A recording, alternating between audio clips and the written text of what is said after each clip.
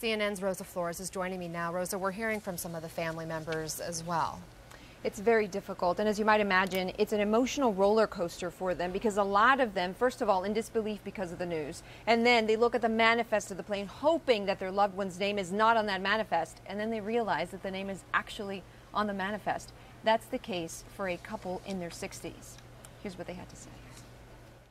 Saya lihat daftar namanya, apa bener? I saw her name on the manifest and wondered if that was really my daughter's. First, I saw my son-in-law's name. I didn't tell my husband because I didn't want him to panic. It was only after I saw my daughter's name and my two granddaughters' names on the list that I told him. When they explained that not only did they find debris but also found bodies floating in the water, everyone became hysterical, especially the mothers. One mother even blacked out. Deep down in my heart, all I can do is accept the situation and give this to God. I know this is a big tragedy, but why did this happen to my daughter? I know everyone dies when it's time, but I believe in an afterlife, so my way to cope with my loss, I will pray more often and give this to God.